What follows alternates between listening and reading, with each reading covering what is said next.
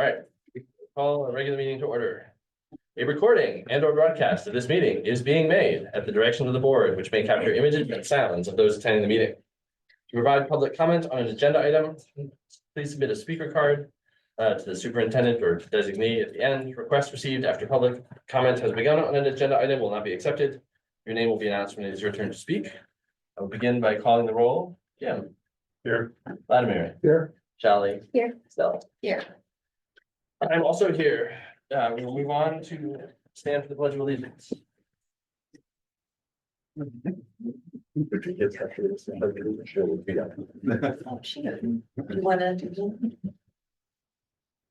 wanna lead the Pledge of Allegiance?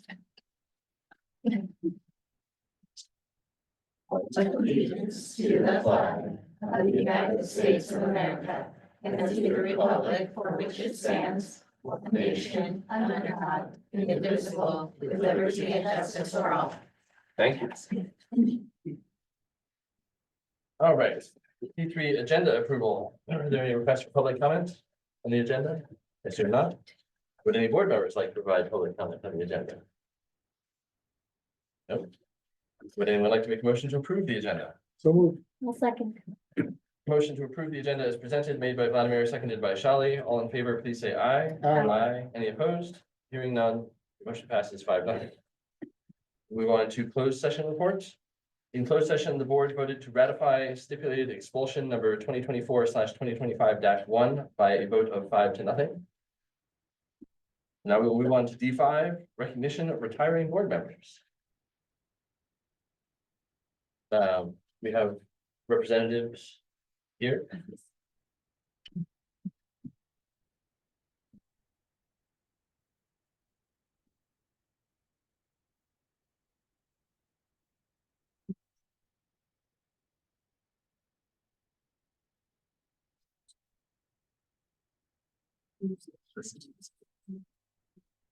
Yeah, would we want to bring people up? Yes. Pictures, all right. Arrange yourself so that your family can take a picture of you. Presentation first, I'll take Mine isn't here. We'll do presentation first and then pictures. So on behalf of the California State Legislature and Assembly Member Mark Berman and State Senator Josh Becker, we would like to present this resolution to Steve Taglio. Whereas the students of Los Altos School District have benefited greatly from the efforts you have made on their behalf, and your contributions are an example of excellence in public service. And therefore be it that Senator Josh Becker and Assembly Member Mark Berman take great pleasure in honoring you for your outstanding record of service to the Los Altos School District and to the enhancement of public education in the state of California, and extend to him sincere public.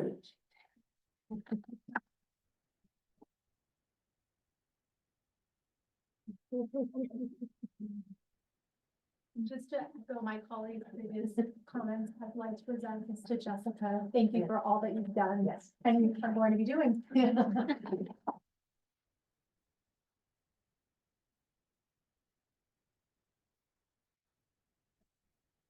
Also recognizing Steve and Jessica on behalf of Senator Smitty, or sorry, Supervisor Smitty's office.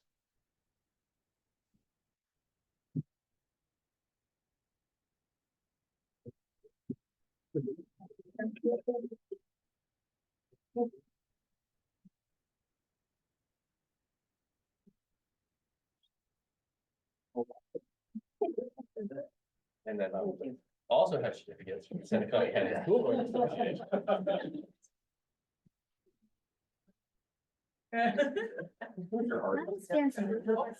There you go. Thank you. Right. Slightly better lit here.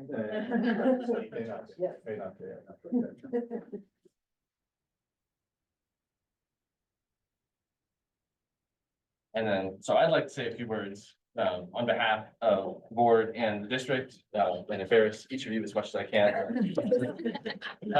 So starting with Steve. Steve first joined the board in December of 2011 when my college student was a kindergartner. Even before that, he was deeply involved in our school as a PTA president and active volunteer. His experience as a parent and community leader enriches his perspective and strengthens his connection to the families that we serve.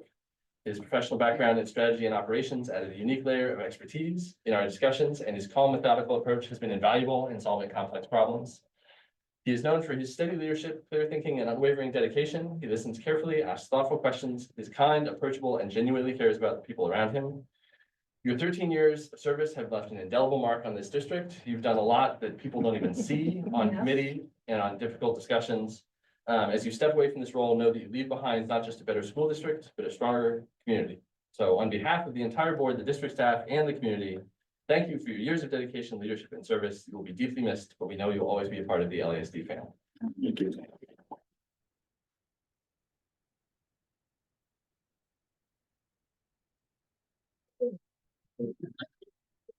Of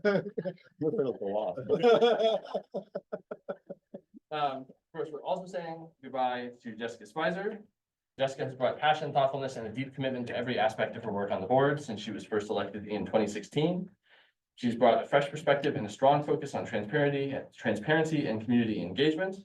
And of course, before she joined the board, she was also deeply engaged in our schools, serving as PTA president and vice president. Over the past 8 years, she has served the district with distinction, always advocating for students and families at every opportunity. She has blogged about, I think, every single board meeting that she has been a part of. She has started the ambassador program to help strengthen our ties between our families and our incoming families. These are all parts of her effort to improve district communication.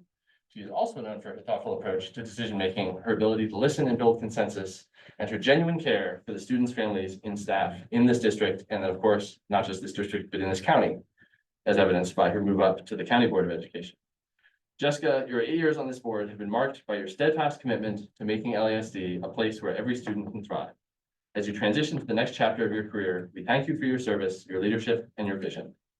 On behalf of the entire board, district staff, and the community, thank you for your dedication. We will miss your presence on this board, but we know you continue to make a positive impact wherever you go.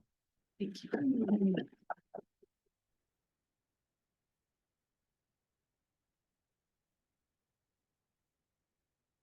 Anyone else like that? Any other embarrassing anecdotes? I'm just glad I can talk to both of you without violating the boundary. Oh, but I just want to say that you guys are both going to be so missed.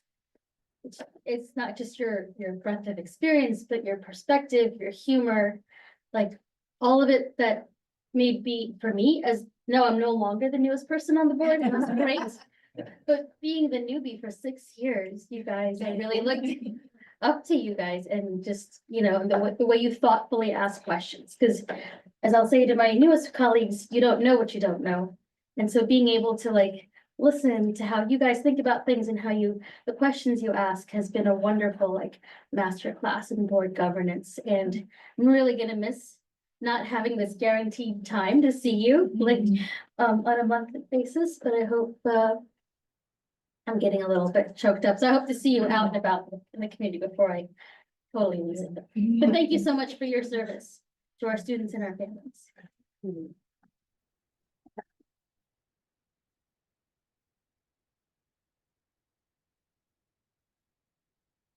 Thank you, guys.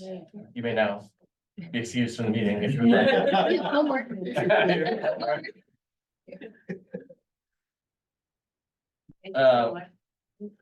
Thank you. Should thank their families for sharing.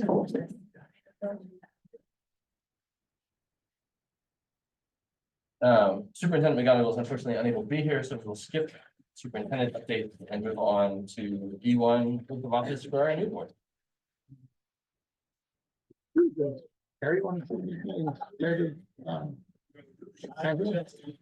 Okay, all right. So I have the honor of swearing in. Okay,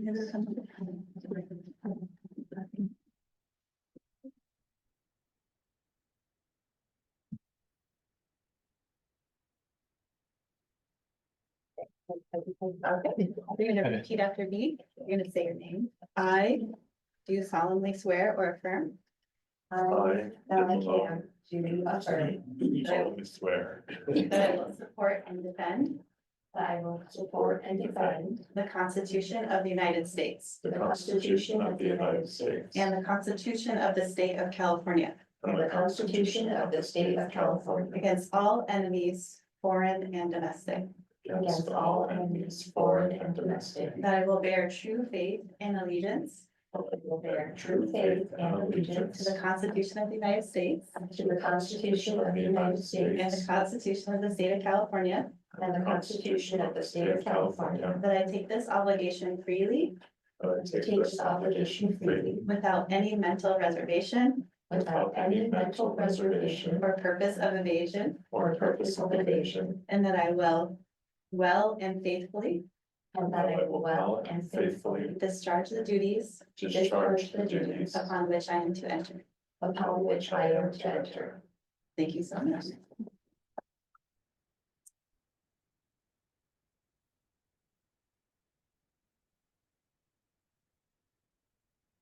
On to E2. In our annual reorganization, election of president. Are there any requests for public comment? Assuming not. So the floor is open for nominations for president. I would like to nominate myself for board president. Okay, is there a second?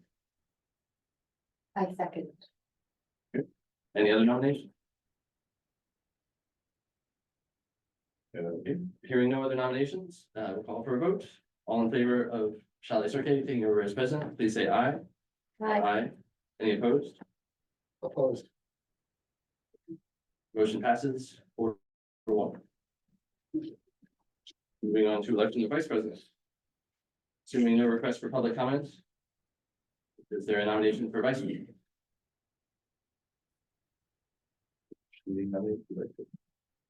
I will nominate myself as vice president. I'm going to second that. I'll second. Any further nominations? Hearing none. We'll call for a vote. All in favor of Vladimir remaining as vice president, please say aye. Aye. I vote yes this time. Any opposed? Hearing none, motion passes 5-0. Moving on to clerk. Assuming no request for public comments, are there any nominations for clerk? I'd like to nominate Jim. I know he really appreciates that. I do. I'll second. Second. Any other nominations? So I'll try to put it to a vote, no? Are you sure? Okay. Absent any other nominations, I will call for a vote. All in favor of Jim Malone as clerk, please say aye. Aye. Any opposed? No, motion passes 5-0. Congratulations to our officers. Time to shift seats. Someone over there.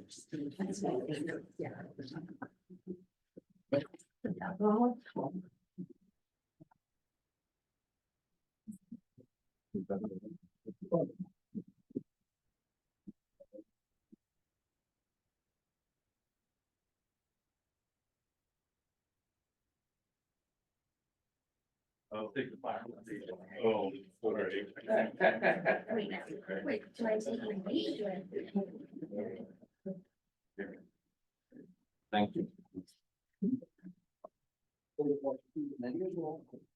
Do you need Oh, no, this is yours. All the stuff that you get to sign. Okay.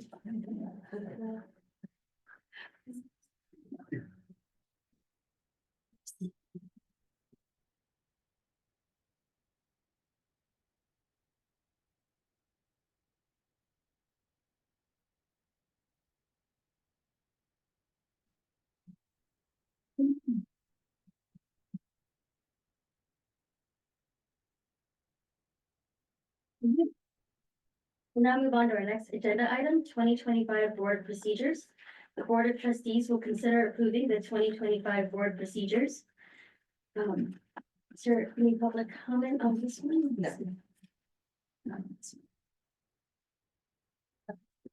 We have 0 requests for public comment. Can I have a motion to approve the 2025 board procedures? So moved. Second. Motion to, is there any further board discussion? Motion to approve board procedures by Brian, second by Vladimir. All in favor? Any opposed? Right, motion passes unanimously. Moving on to 2025 board committees and appointments, the Board of Trustees will discuss committee assignments and appointments for the upcoming year. Final approval will take place at the board meeting on January 13th, 2025. Dr. Bosco. Okay, attached to the agenda is a list of the board committees and appointments. And this list includes the representatives for this past year to assist with the discussion for the upcoming year.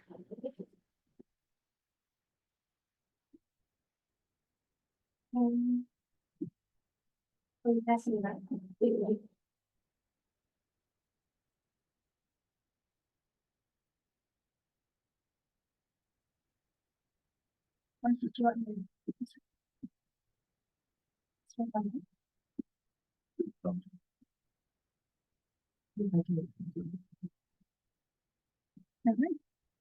And no public comment on this agenda item. Okay.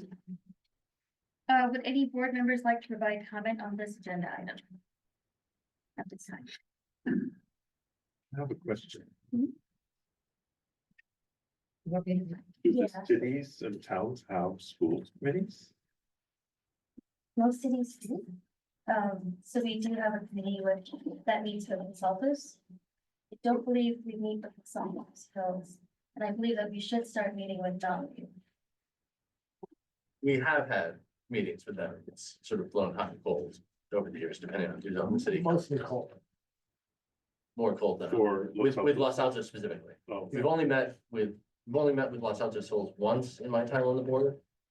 And I think found we didn't have that much to talk about, so there wasn't a lot of interest from the town council at that time. With Los Altos, there have been periods where we met quarterly with Los Altos.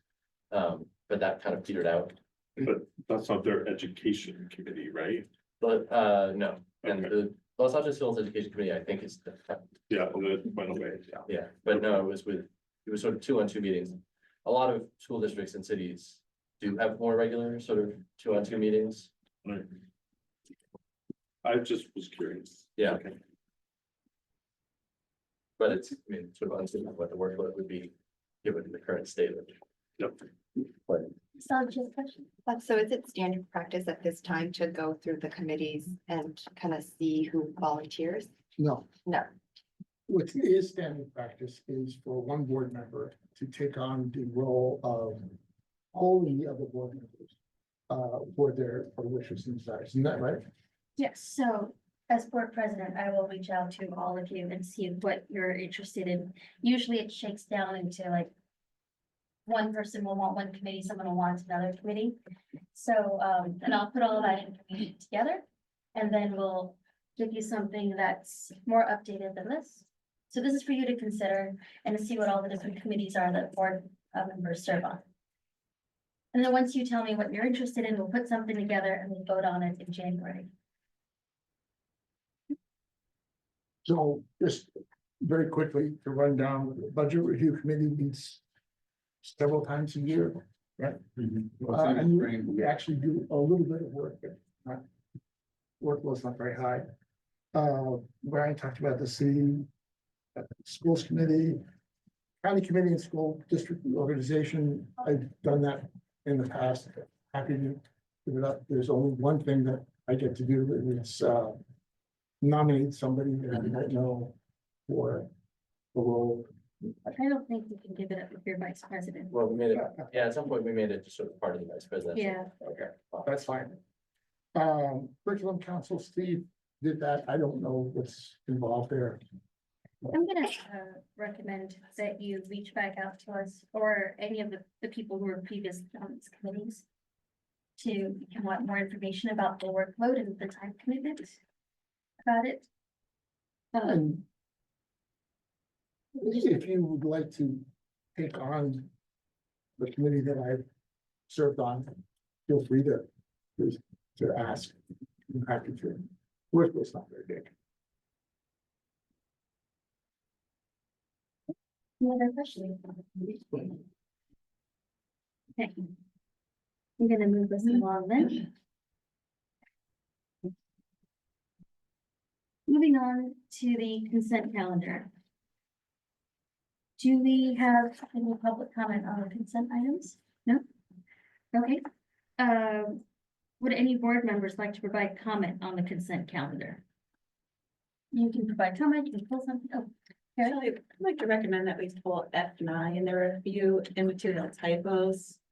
So just in the interest of transparency, we'd like to clean that up, and remove those from consent, and that for next meeting for everyone. Okay, the Title IX sex discrimination, that one? Item F9, so it'd be.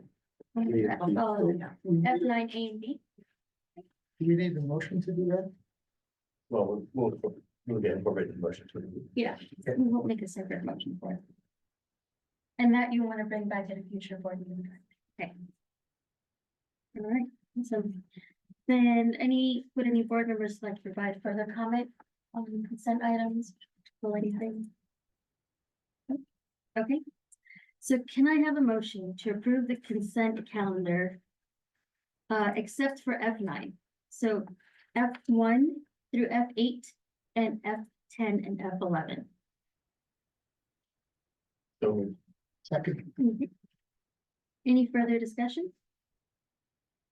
Okay, motion to approve the consent calendar with the exception of F9 by Brian, second by Vladimir. All in favor? Any opposed?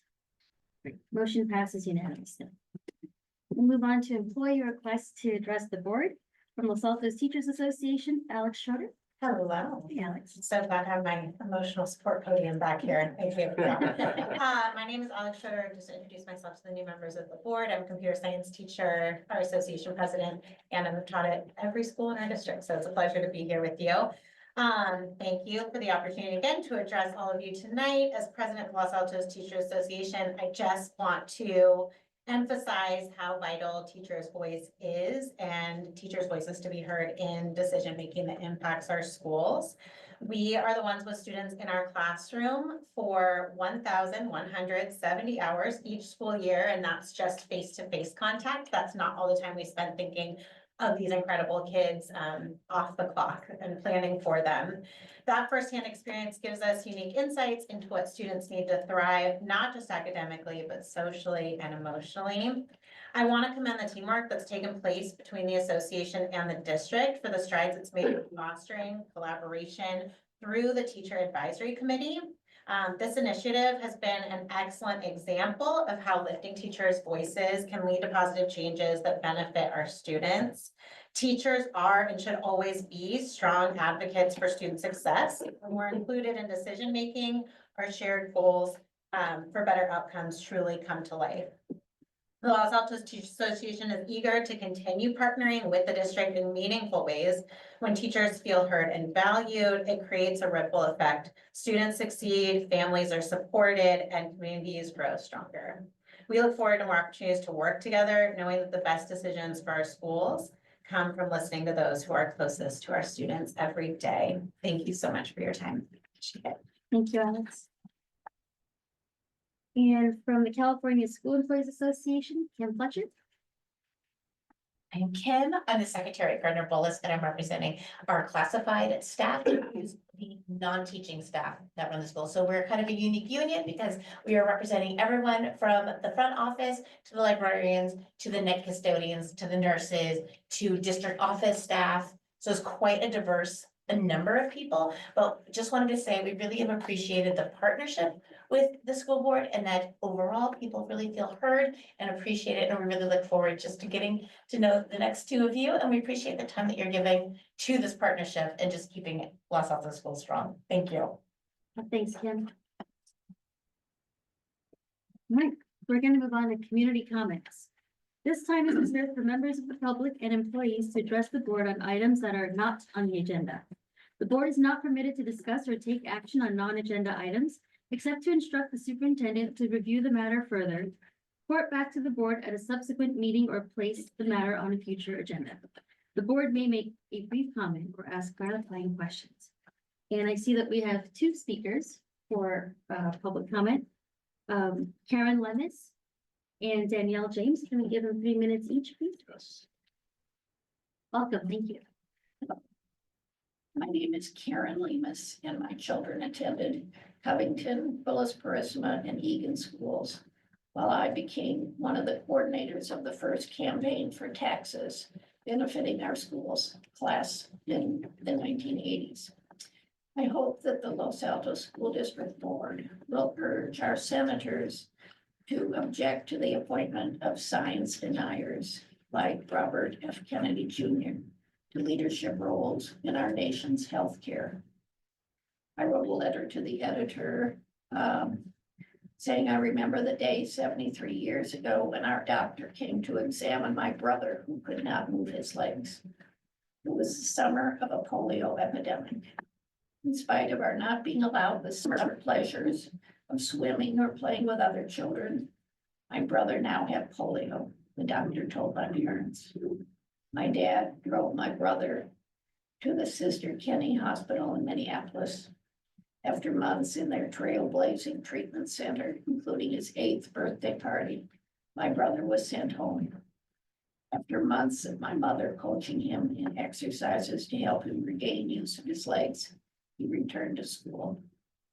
Those of us who have lived through polio epidemics, measles, and mumps are grateful for vaccines to prevent our grandchildren from experiencing these debilitating diseases. Robert F. Kennedy Jr., vaccine opponent, is a danger to our nation's health. Although our California schools have required children to be vaccinated for childhood diseases, having science deniers leading our national health and human services agencies will probably encourage some parents to decide not to vaccinate their children.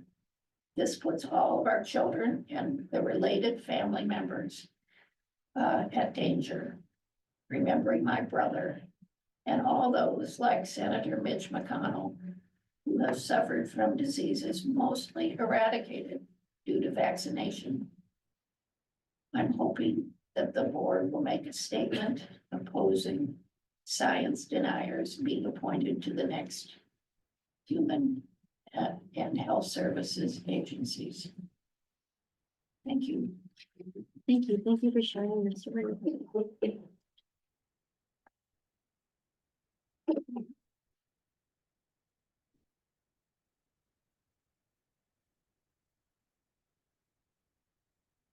My name is Danielle James, and I am a resident of Los Altos School District and had kids formerly in Oak and Block. And I want to thank my friend Karen Lemus for sharing her family's experience with polio. Her story involving fear, social isolation of the type that we all faced during COVID, which was a terrible thing. And the loss of capacity of her brother reminds us that our success in defeating polio with a vaccine is not in the distant past, but is within living memory. And it's important to hang on to that victory. And it's also, I think, important for this board to stand up for public health so that our community remains free from communicable diseases with severe risk and consequences for which we have a vaccine. Sometimes the explicit reasoning, I think, can be lost. And and people can lose sight, I think, of first principles. And it's important for this district to stand up to make clear that it will always be on the side of truth and science. And so therefore, I'm asking you to make a statement in support of the current regime, vaccine regime for public schools, and a statement saying that, you know, to support that, we need people in public positions who are in favor of science and who are not vaccine deniers. And I think it's and explaining also why it's more than just a personal choice. Widespread vaccination generates herd immunity that protects us all, and especially the most vulnerable among us who sometimes cannot be vaccinated. We need herd immunity. And then more than this, we are in difficult times. There are a number of possible a number of nominations who and a lot of political discussion now that is not in line with facts and science. And I think having a government stand up and public officials stand up for what is truth and science is important in these times, and is important for our community so that people can have courage to be able to stand up for facts that we can all see, and know that we are all in this together and sticking together on for what is real. Thank you. Thank you, Danielle. Okay. Moving on now to action and discussion items.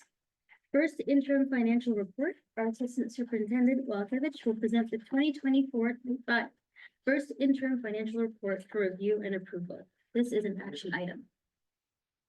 So good evening, and I was teasing Randy and Jeff as they were scurrying out. I said, I know they came for the budget update, and they laughed and they took off running, but thank you very much. I'm excited to be here tonight to talk a little bit about first interim. This is at the time where the district will update its budget based on first interim, which is the reporting period from July 1st through October 31st. When we adopt our budget in June, the board approves it. We make a lot of assumptions based on property taxes, which we don't have the final projections from the assessor's office. So we have to make some assumptions on what the property tax growth will be. We also adopt our budget before the state even adopts their budget. So there's a lot of unknowns and we have to make some reasonable assumptions. And so this is the time, our staffing numbers that we use for our adopted budget are often done in April and May. And then there's some staffing changes that occur all throughout the summer, and we make our adjustments. So that's what we're here tonight to do, is show you all the changes since adoption. And this is the first interim report. So some summary of some of the major changes is property tax growth has grown. It is slowing though. And when I talk about the multi-year projections, I'll show kind of a history of how the property taxes, they are still growing, but at the 8% and 9% growth that we've seen in years ago, that we're not seeing that. So the secured property tax growth is mostly residential. About 92% of the properties in Los Altos are residential, and that's the bulk of our property taxes are generated from. So we have a 5.62% increase. That's an additional $1.2 million for our unrestricted general fund. We have received some federal Title III English learner immigrant funds that we were not expecting. That's an additional $34,000. And then we did see a reduction of parcel tax revenue, and that's from, there's a pretty significant increase in senior exemptions, which we were expecting, but not such a large increase. And we also don't, when we adopt our budget, seniors have up until the end of June. Well, we've already have our assumptions made, and so seniors are allowed to put their exemptions in up almost till the end of June. We knew this was going to happen. We appreciate all the seniors supporting the parcel tax, which Measure A was passed in November of 23. And the increased parcel tax, Measure A and the COLA is starting actually this year in July 1. So we did see that's a decrease of revenue. The increase of local restricted revenue is mostly PTA donations. We have some local grants from Valley Health and so on. That's the local restricted revenue. When we adopt our budget, we can't assume that we're going to be getting donations, and some of these grants came in actually over the summer, not until the fall. So that's going to be the changes. And then we also have a lot of restricted site carryovers. These are the site budgets that carry it over if they don't spend it all. There's also a lot of restricted funds in your SACS forms. We talk about ELOP, educator effectiveness, some lottery funds. A lot of these funds were not spent the previous year. Last year, we received a full allotment of Prop 28, was to art, music, and education. We weren't able to have a plan for that. It's been approved. It's in our budget for this year, but that was $390,000 carryover. So all those funds are carried over in our multi-year. And then we also have seen this ongoing expense of health and welfare benefits increasing, including retirees. We do offer very generous retiree benefits, but those go up as we have to pay more for those premiums. The premiums that we pay for our retirees also goes up. We do budget for this, but we've seen an uptick of almost 10%. Last year was 13% for Kaiser premiums. So we're seeing this as an ongoing thing. We used to do about 7.5% in our budget for Healthcare benefits, now our assumptions are now 10% per year. So we're seeing that as an ongoing expense. So these are things that we're watching very carefully. Health and welfare benefits is one of our larger costs. Sometimes it's out of our control based on the providers. The general fund assumptions is a secured property tax growth at 5.62%. Parcel tax is generating 10.2 million. That's net because we do have to share a part of that parcel tax with Bullis Charter School, but approximately budget amount of 625,000. Guaranteed state aid is 654,000. Mandated block grant, Prop 55. A lot of school districts are talking more and more about Prop 55. It does expire in 2030, so school districts are being mindful of that. And then it will require an act of the legislature to renew that law. Our lottery unrestricted is 604,000, and then the very large transfer to BCS is budgeted at 10.684, and that goes up based on the COLA. Our COLA this year is only 1.07, so our increase from the previous years has gone. It's still going up, but not as significant as it was when we had the 8% COLA, and we're being very mindful of this. And then we'll have more numbers to update with you in second interim in March. General fund revenue, and I love pie charts because it does tell a good story that our district is funded locally. If you include the local property taxes with the parcel tax, it's really 93% of our funding is local in nature. Very little federal funding, is mostly some special ed, some of the title funds that I talked about previously, and our state funding is only 6%. Not a significant amount of money comes from state. We are local in nature, making us very much entrenched into the community funded district. Local property taxes. This is, we want to show you the changes from secured. Unsecured is things like aircraft, people's personal possessions. If you're a business and you've got equipment and machinery, that's known as unsecured taxes. And then homeowner exemptions. If you live in your home, you get that $7,000 line item, and then the state gives us some of that money back to the local school districts. And you can see the changes that adopted. Our assumptions was a 4% growth, and we're seeing a little bit more than that. So a total net increase of 1.1 from all the taxes are, and this is our biggest source of revenue, our property taxes. 3-year summary, and this is what I was talking about earlier. You saw an 8.4% growth from 21-22 to 22-23, and then you're seeing growth still growing as homes turn over. They are reassessed at a higher value, but we're seeing less home turnover, and so our growth is still growing, but not at the rate we saw 3-4 years ago. So we're watching property taxes. We will get another update from the assessor's office in February, and my brother's in San Jose Rotary, and when Larry Stone, who's the county assessor, comes to their meetings, they boo him. But they boo Larry as really a sign of respect, because the assessor's office does a phenomenal job of giving us very accurate numbers. And we rely on Larry Stone and his team. They're excellent. They have a pulse and feel on the economy, what's going on in Santa Clara Valley, what's going on in just Los Altos Hills, and parts of Mountain View that are in our district. So there's a lot of analysis done. We have quarterly meetings from the assessor's office, and they give us very accurate numbers.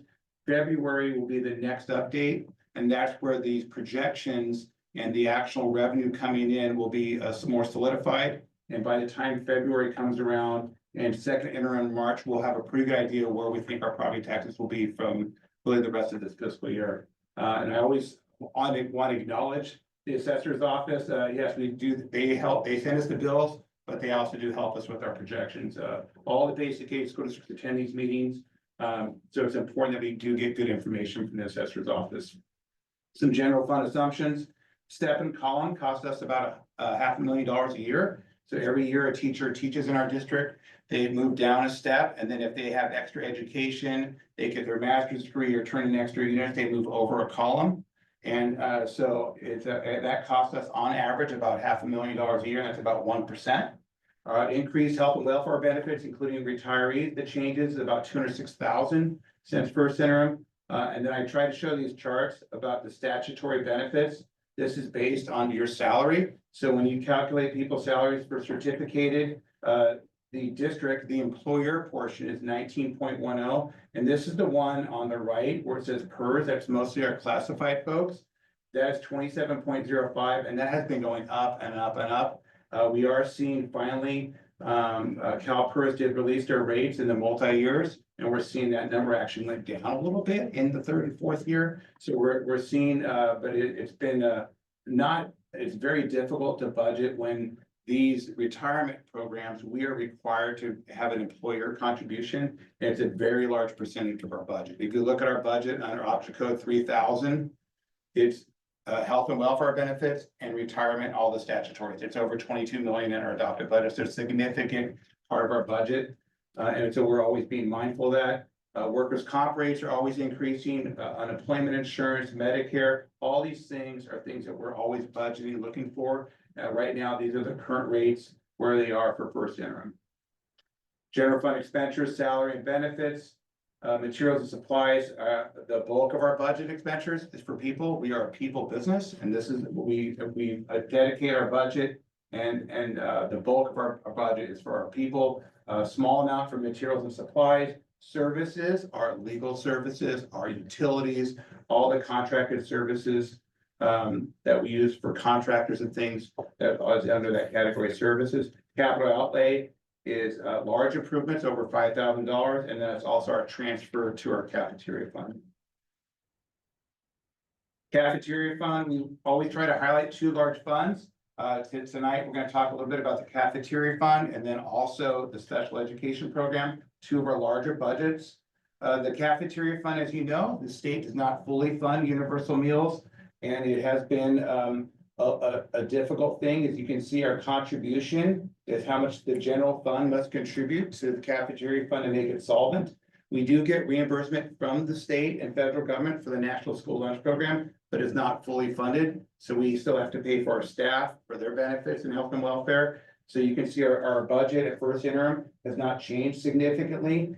We did hire a new food vendor at the lunch master, and the kids seem to, we got a lot more participation, which helps us with more reimbursements. So we are seeing a lot more kids. We're getting good feedback that they like the food. I think it's pizza and chicken nuggets is always their favorite.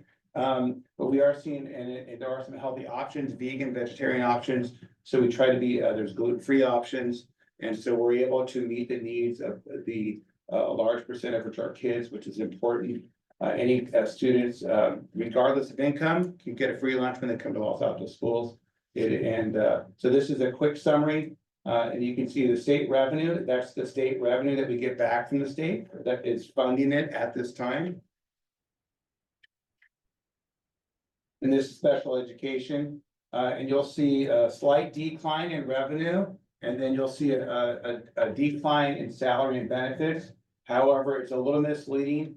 We are having a hard time finding certain staff members for special education. So our contracted services, you can see, has increased by 600,000. So although there has been some savings in salaries, hiring contractors for speech services, we were unable to find a special day class teacher.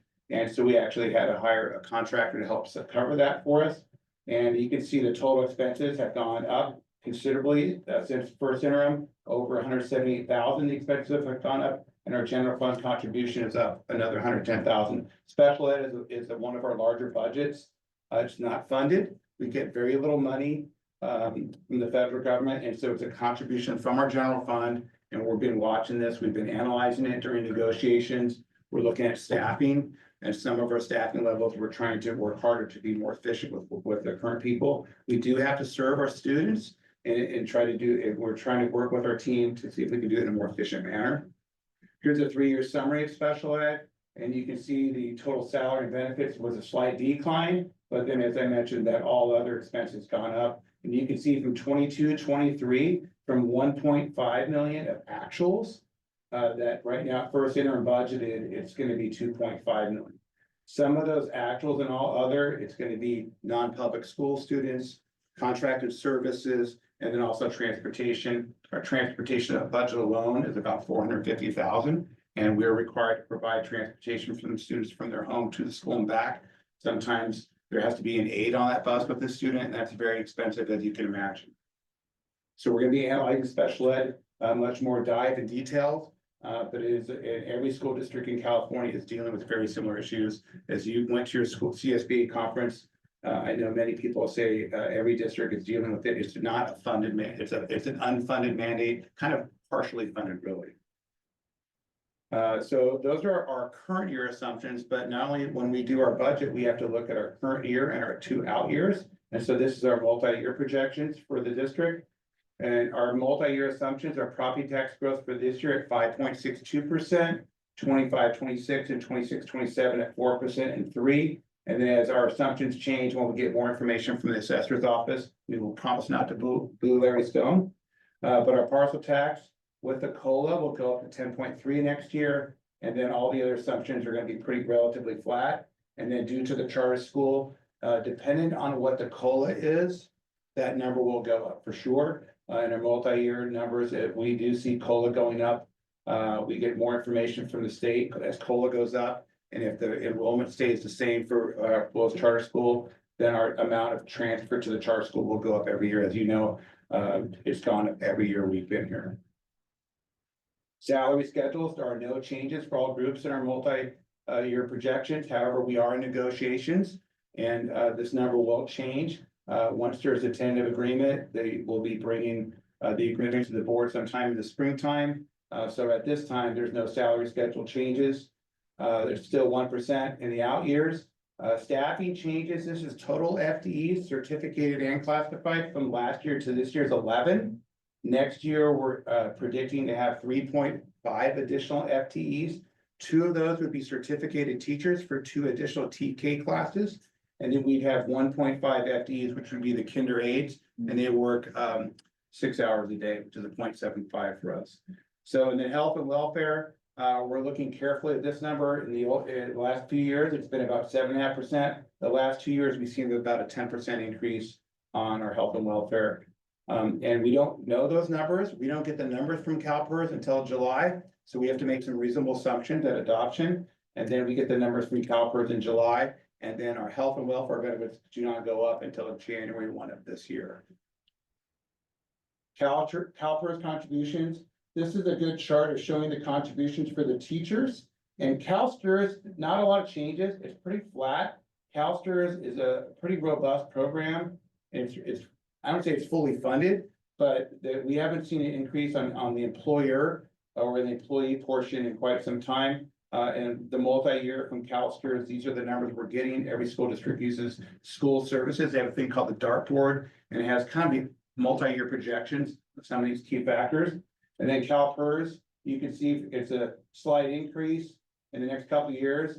And then in 28, 29, it actually dips a little bit. And then in 29, this just was revised literally 3 weeks ago. So we're excited to see that those last 2 years we're going down. At adoption, I don't have the number right in front of me, but I think adoption, we had 29.3 going almost up to 30 cents per dollar payroll. Multi-year revenue, you can see the increases of property taxes is under LCF revenue. Our federal is being flat. State revenue, you can see a slight increase, but not much. Parcel taxes from the COLA. All other local, with our local grants, user fees, rent, PTA donations.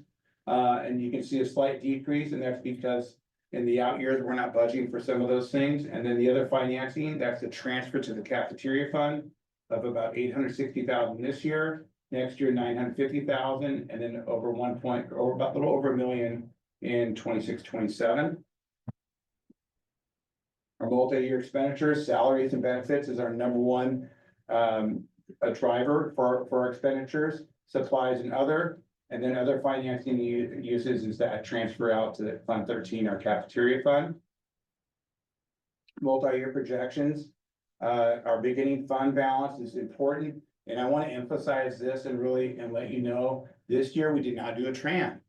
And historically, Los Altos has had low on cash. To meet our cash flow, we would borrow $8-10 million a year. We'd borrow it during the summer because our property taxes only come in during certain times of the year. So our cash flow gets low. We have bills to pay. We have to make payroll because we do not get our first property tax apportionment from the county usually until mid-November. So the district has had to borrow historically year after year. Well, when you borrow, you have to pay interest. And so there's some fees. You have to get a rating agency and things Because we've had good positive cash flow, we built up our reserves, we did not have to borrow this year. The reason why we got our bonds upgraded to AAA plus, the highest rating in the state, because we have good cash management, we have good healthy reserves. So healthy reserves are very important from cash flow standpoint and also for bond ratings. We're very low credit risk, we have high credit ratings. These are important things as we start selling Measure EE bonds out to the public and out to the general public. It's very important to have these good bond ratings.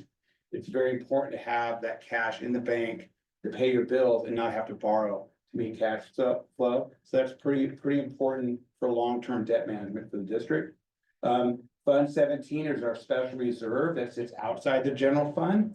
That's gone up considerably because of the interest rates. So we have 3.9 million in Fund 17, and that's part of our reserve calculation. So at the right now at this time, we're showing a 29.89% reserve for this fiscal year only. And then in the out years, you can see a slight increase. The fund balance, that's the increase of our revenue that's greater than our expenditures in the out years. So you can see this year we have a slight budget increase projected. And then in the next 2 out years, 2.2 million surplus and 1.1 in 26-27. So great job. And I want to thank the board and Sandra and Carrie.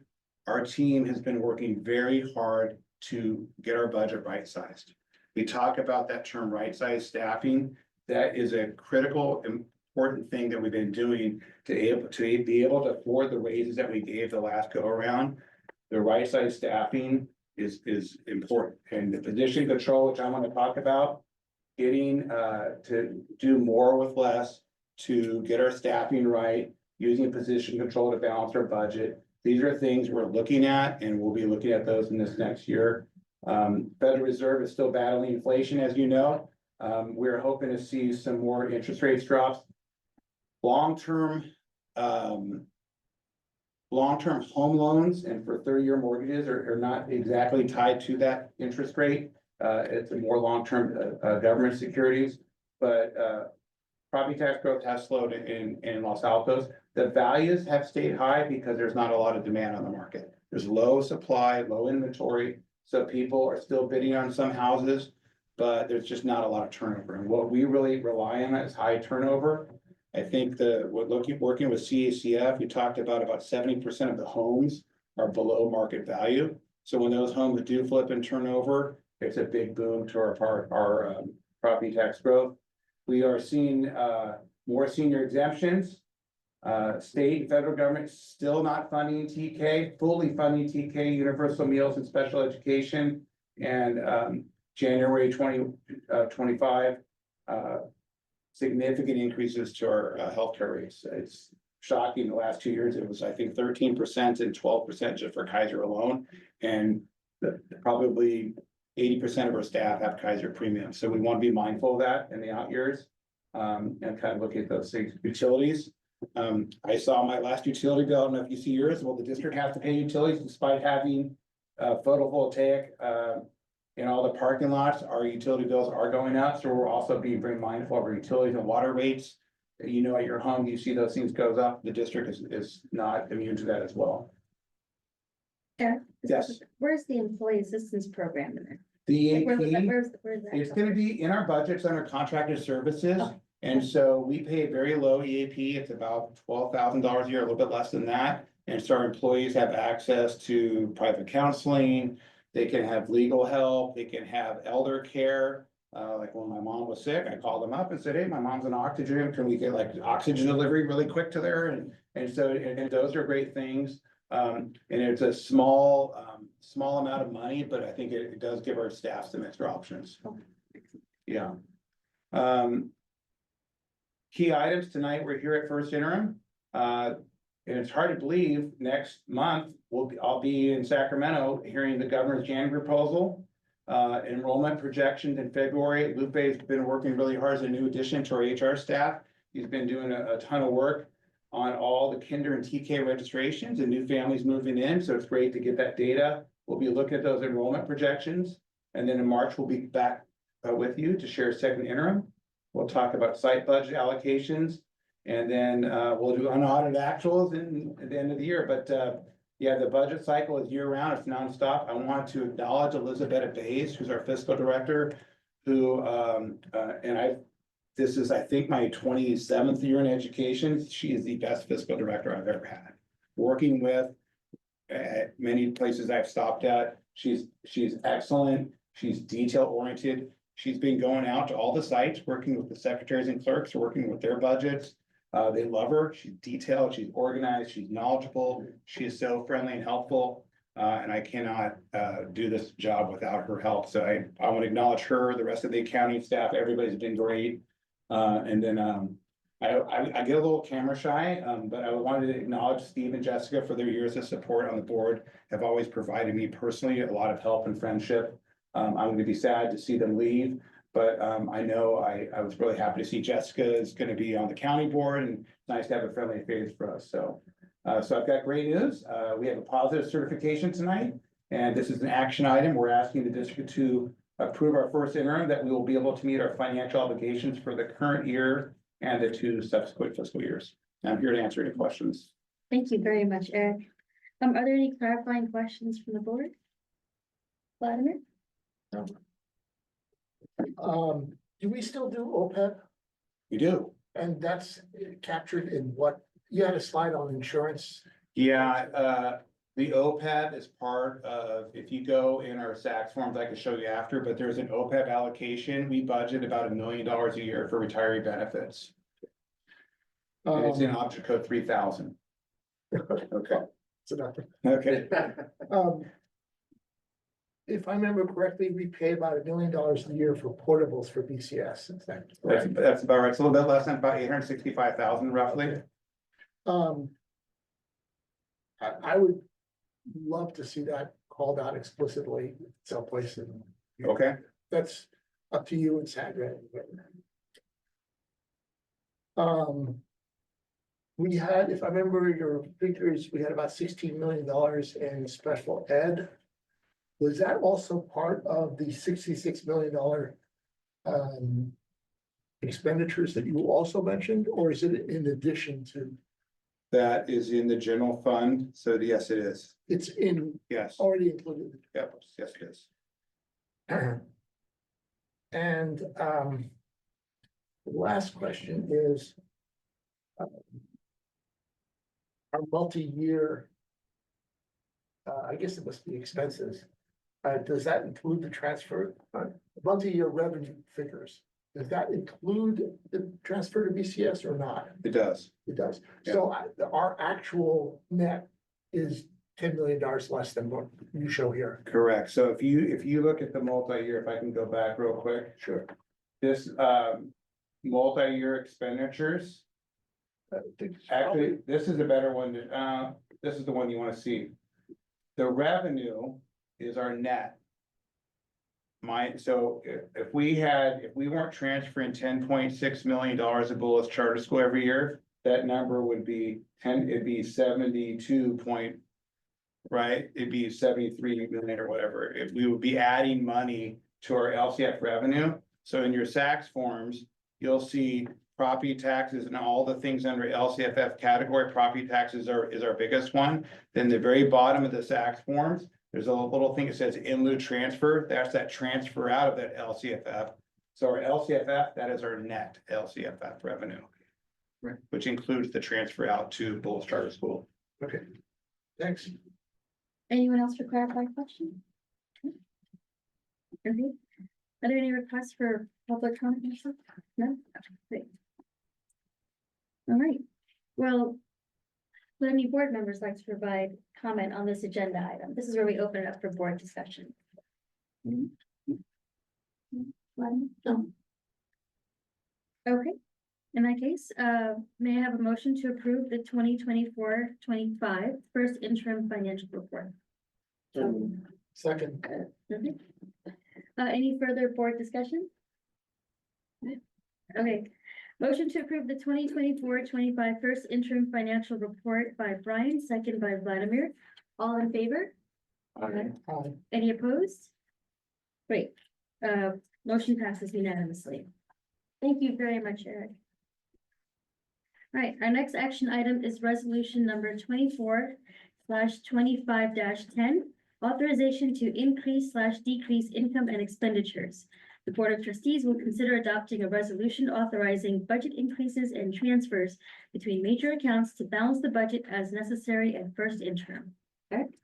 Sure, so the board annually adopts a single resolution that authorizes staff to transfer any obligations at the end of last fiscal year and for the upcoming current year. We did that in last May, and then tonight we're asking to authorize all transfers to balance the budget for first interim, which would any changes that might impact the fund balance of other funds. What we've done is we broke it down on the attached resolution for resolution 2425 -10. And you can see we're going to be increasing the revenue in the general fund, 1.5 million. Our expenditures is increased 3 million. ASD funds, no changes. Cafeteria fund, a slight increase in revenue, which is just interest. Deferred maintenance, minus 1,000 in revenue. The building fund, which is fund 210, an increase of $98,000. And then the capital facilities fund is our developer fee fund. And that's the largest change is a large development project that came up in Los Altos, Mountain View. And we received a large increase of developer fees of about 800,000, but no other major significant changes at this time. Tonight, this is an action item, so we're asking the board to approve resolution 2425-10, authorization to increase and decrease our income and expenditures for fiscal year 24-25. Thank you, Eric.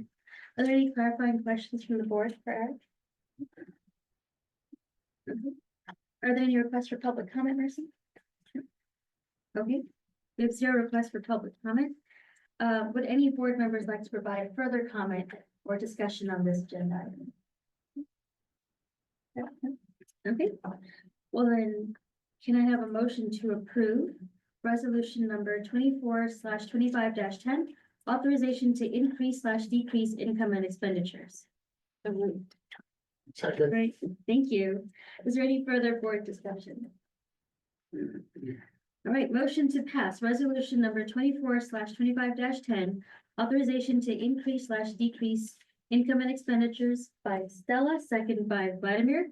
All in favor? Aye. Aye. Any opposed? Great, motion passes unanimously. Thanks, everyone. Next is our bond program update. With the passing of Measure EE on November 5th, Mr. Wallachevich, our Assistant Superintendent of Business Services, will discuss some of the key next steps for the bond program. Eric? Great news, Measure E passed. We're very excited. So really want to thank the community and everybody that came down and supported it. Many of you, Brian and I were in a really competition of who could do the most precincts. He did beat me by several. I couldn't catch him, he was too far ahead. But I really want to appreciate the PTA, all the parents, many people that are in this room, everybody on this board supported. I cannot tell you how great it is to pass this bond. It's a great thing for our schools. Our kids are going to really benefit from it. Now that it's passed, the county has certified the election. Our board will be certifying the election the next couple of months. But I want to talk a little bit about some of the next steps of passing a bond. These are the next things we're doing. Great news, it passed, but we still have lots of work ahead. And there's going to be a lot of heavy lifting that has to happen between now and the next several months. We are planning to do a future study session to get the new board members up to speed. We want to review our upcoming facility decisions and priority projects for Measure N and Measure EE bond funds. We need to review a preliminary timeline for programming, design, and construction. And then we need to review financials and cash flow needs. Because as you know, when you go out for a bond and it passes, you can't issue all $350 million all at once. It'll have to be in a couple of different issuances over time. And once we have our program identified, how much we anticipate we'll need each year, then we'll do our bond issuances to meet our cash flow needs. As we lock in architectural services contracts, construction contracts with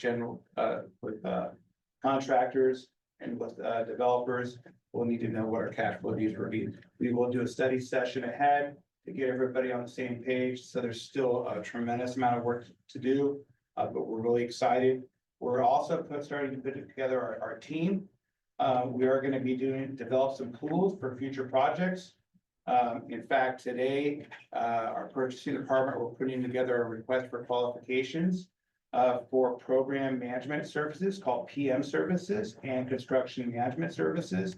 And then also architects and engineers. We're gonna get a pool of architects, program management firm to help us get our program organized in detail. Once that's done, as you know, we have to go through the Division of State Architect for all school construction. So we'll have to have testing labs, special inspections, CEQA consultants, Division of State Architect, inspectors of record. We'll also have to get a pool of leaseback contractors and general contractors. And then we're actually having a meeting this week with some of our maintenance staff to update our district construction standards. So for example, you come into a classroom, your bells and PAs should all be the same. Your carpeting should be similar. Yeah, and it's called standards, right? Your doors, hardware, your exit lights, your fluorescent LED. It's not fluorescent anymore, it's gonna be LED, right?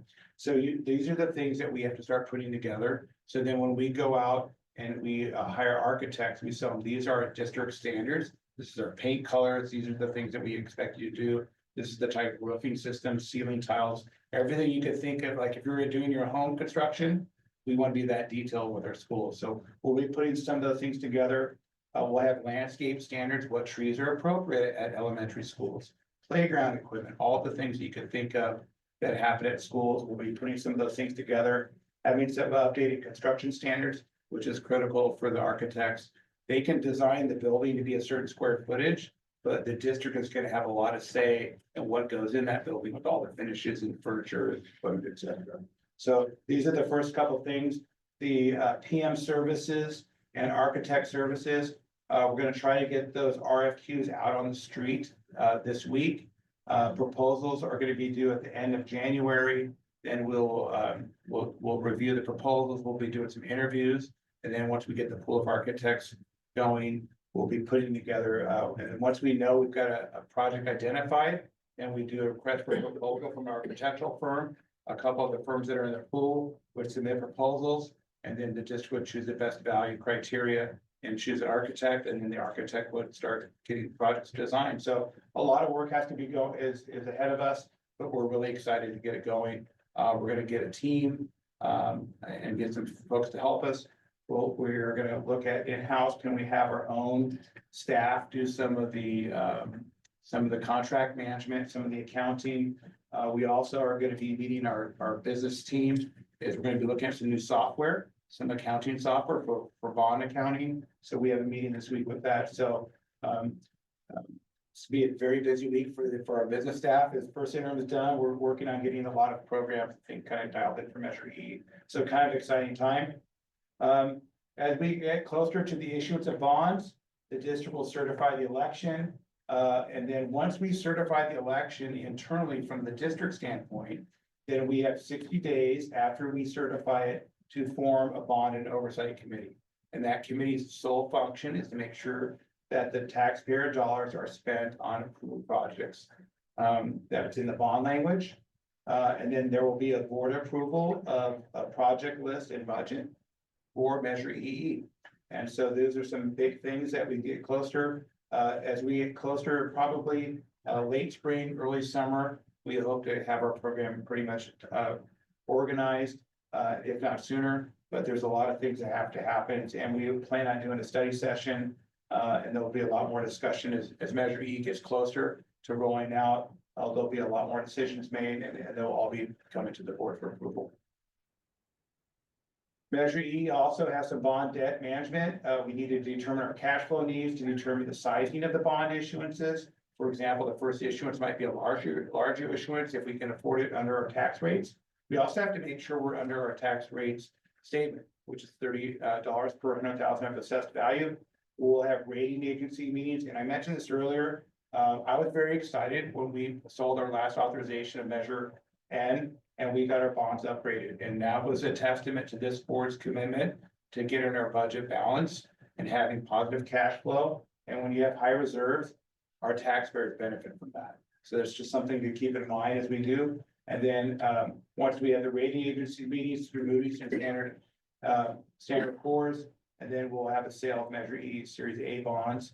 The bonds will be in different series, depending on the number of issuances that we go out for. So very quick overview. Not a lot of details, but we want to kind of give the board an update.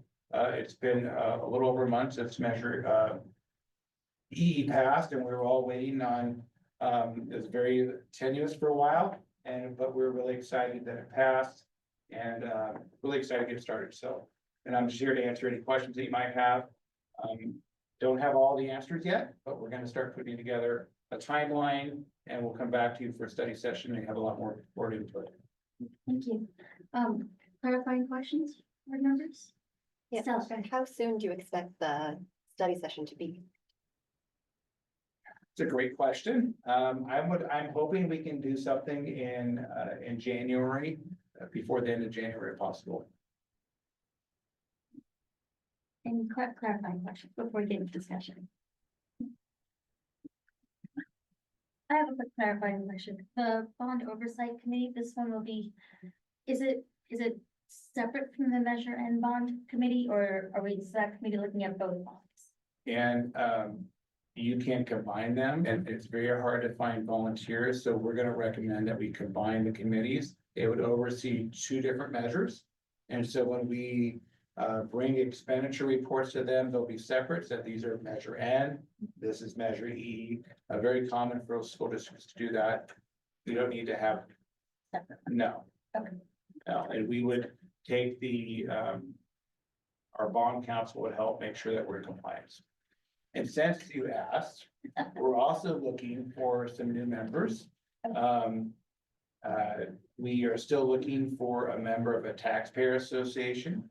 We need another member that's a parent at one of our schools. And then we also need a local business owner, so they have to have a business in our school district boundaries. Even if their business is from home, they're a consultant, that counts.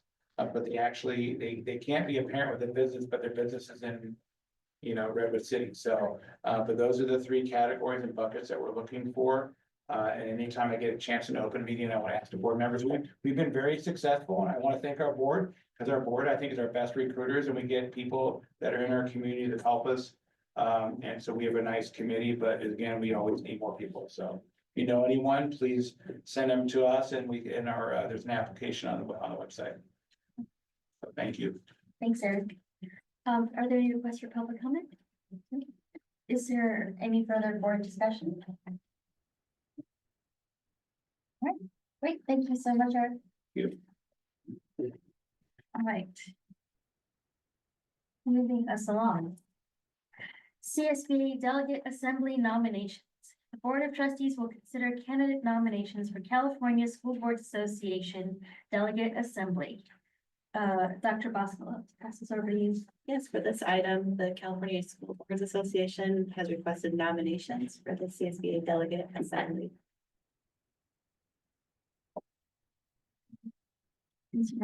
Maybe begin nominating. Okay, I would like to nominate Shelley. Oh, please, accept that nomination. Do we need a second? Is there a second? Thank you very much, Brian. Is there further board discussion? Okay. Motion to nominate. Sorry. Anyone else want to be nominated? Oh, yeah, that's true. How many delegates do we get to nominate? So there's I believe there's 4 open seats. And it's from within our region 20, which is our entire county. So I know that there are candidates being nominated by other school districts, but part of the process of running for delegate assembly is you must be nominated by your school board. Right, if I remember the process, then we'll vote Yeah, later on. we can vote for your mark. Once the list of candidates from all the local school districts. Exactly. Sorry, good, fair point. Are there any other nominations? Okay. Motion to nominate Charlie Cirque for CSB Delegate Assembly by Stella, second by Brian. Thank you very much. All in favor? Aye. Any opposed? Motion passes unanimously. Thank you all very much. Sincerely appreciate it. Maybe their time will be a charm, who knows? Okay, moving on to board policy updates. Dr. Yes, so board policy updates occur due to changes in the law or updates related to court decisions. So these policies are coming forward to the board as a first read draft form. Are there any clarifying questions from our board? Yes. And you recommend them approval? We would bring them forward for approval at next meeting. Yeah, right, but I mean, your recommendations that. Yes, as recommended by CSBA as well. Are there any requests for public comment on this item? Okay. Is there any further board discussion? No? Okay, thank you. I'll close that agenda item. Moving on to board and administration comments. Eric, would you like to start? Just want to thank everyone for helping us, really supporting the entire district, but the business team really wants to be. I want to acknowledge the business staff, but the business staff is very appreciative of the support that the board has given us. And it's very easy to do our job when we feel supported, so thank you. I'm very grateful this time of year when people are being thankful, and it's so I just want to thank you. That goes with my item. I just wanted to thank the board and Marcy for attendance at the California School Boards Association conference. We attended 4 days of training on governance, legal updates. I went to a really good employee health. There were some other things around innovation. So I just appreciated the time that you all spent there. I want to welcome Stella and Jim to the board. Stella, anything you want to share? Well, this morning, Brian, Jim and I went to tour Alcove, which is a mental health facility in Palo Alto. And it does look like it would be a great resource for our students, ages 12 and up, 12 to 25. But And I always like to point out that it is easily accessible by public bus. Thank you. Jim, anything you want to share? No, I just want to say that I'm grateful to the other board members and the staff for making my transition onto the board smooth. So far. So far, The phasing except hasn't for started yet. the nomination, but yeah.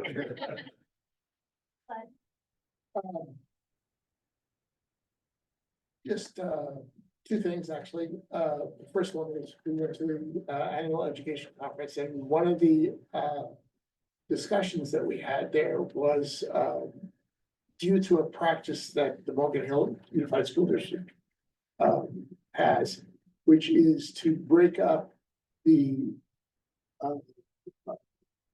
meetings, the board meetings, into two different kinds. One is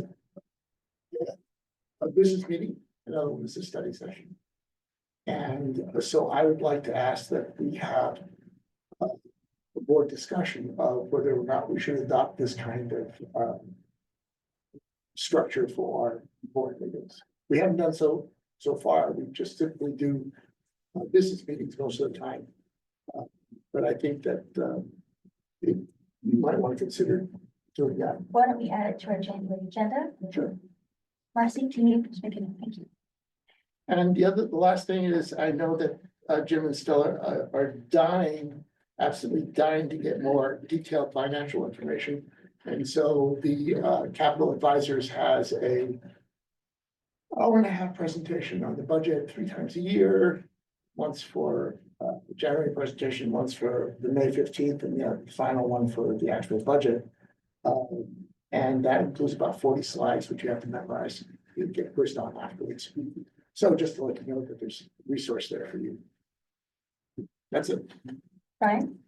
I second the bits about the annual education conference. I was also at the same table with Vladimir when we talked to John Horner about the study sessions, and it did seem like an interesting shift. We've struggled in the past to do more than one study session a year, and having more opportunity to do deep dives is interesting, pending staff ability to support that, obviously, but I think it's worthy of discussion.